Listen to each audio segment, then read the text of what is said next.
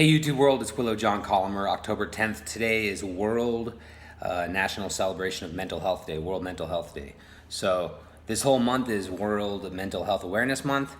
And what that says to me is that most of the world, including America, doesn't really understand what mental health is.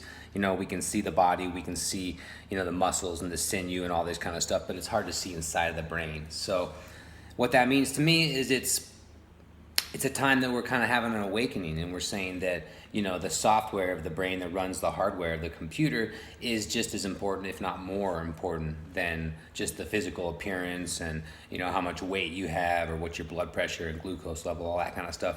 But just sleeping and resting your amygdala and your brain somewhere in here, which is the only part of the brain that basically is always pumping like the cortisol, adrenaline, noradrenaline out to make you aware for fight or flight. The only time that can rest is when you're in REM sleep. So that's the only time that part of your brain can shut off and go, oh, everything's okay, I can sleep for a little bit. Otherwise you'd get killed when you sleep, right? So there must be some sort of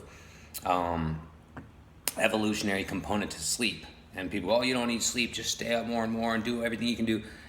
That's the complete opposite. You actually need sleep more than you need a proper diet or exercise. They're finding out that it's the most important thing in your life is to actually rest the computer that you're using to, navigate throughout your day.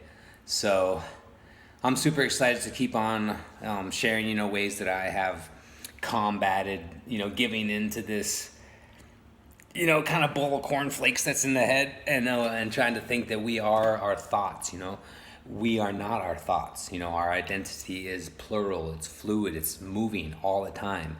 And it's an amalgamation, of growing up, of our memories and our families and our friends and our religious institutions and our sports and our music. So how we can grow and change and offer more of this sort of compassion for ourselves and compassion for others, then the more we can understand that mental health is really a priority. It's the number one function that we should be concerned about.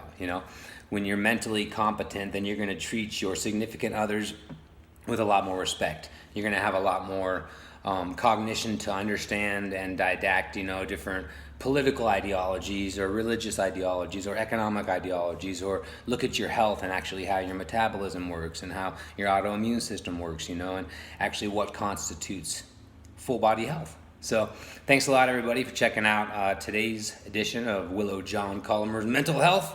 Go to johncolomer.com, vote John Colomer 2026. Have a great day.